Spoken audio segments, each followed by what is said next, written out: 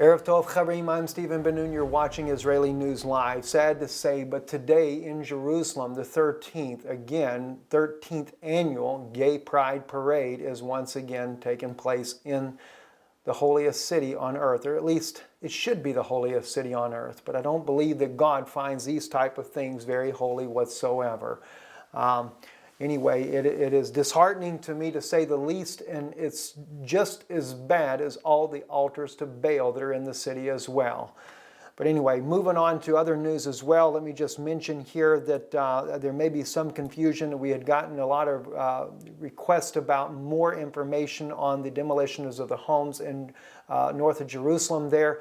That is at Beit El. Another article also was on Arutz Sheva, IsraelNationalNews.com. The title of the article is Demolition at Beit El After High Court Ruling. This demolition that took place here says the demolition of the contested drain-off homes in Beit El in Binyamin region north of Jerusalem began toward noon Wednesday. The court ruled that the demolition must be carried out by Thursday at the midnight, but movement of the forces of the ground Wednesday right after the decision indicated that they intended to carry it out immediately. Now, while this was going on, by the way, Prime Minister Netanyahu, he claimed his hands were tied, could not stop the actions here. They began to immediately get approval for the 300 homes that would be built, and a cornerstone was even laid to that. Let me continue on in the article, though. It says, Beit El, Mayor Shai Alon said in response, "It is a difficult day. The decision makes no sense." At more or less the same time in which bulldozers began tearing down the drain-off houses, and consultation was held at the Prime Minister's office, in which the immediate construction of 300 housing units in Beit El was approved. The 300 units were promised by the Israeli government 3 years ago after the relocation of the Opana house in Beit El. But it is a contested area here, and as we have pointed out, it is biblical prophecy in the making. The book of Micah, chapter 4, they will be taken out. This is only the beginning here, and of course Europe is already in an outrage over this. There was an article, and let me see if I can pull that up for you, that was speaking about the countries in Europe there that were already in an uproar over Israel actually building or permitting the fact of 300 new housing units to be built there in Beit El. They're claiming that this is Palestinian land. It is really, as I said, it's becoming a very, very hot, contentious issue there.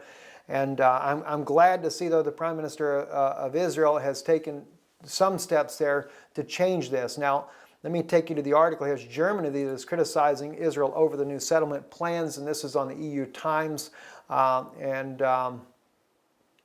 It says here in the article that Germany has censored Israel's plans to construct more, as they call it, illegal settlers units in the occupied West Bank as violating international law.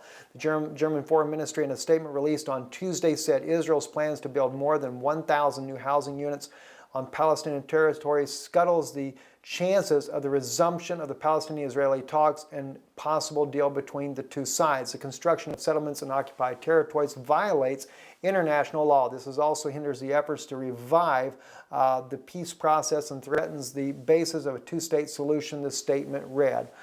It is a constant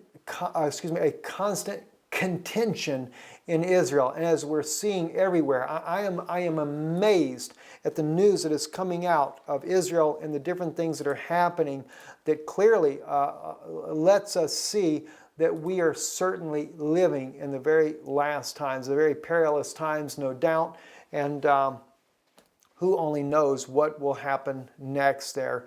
But anyway, I'm Stephen Ben-Nun. You're watching Israeli News Live. We'll be picking up with some more things with you tomorrow, going into, as the Shabbat begins tomorrow evening here, going into Shabbat services there, and then continue our news broadcast again on Sunday.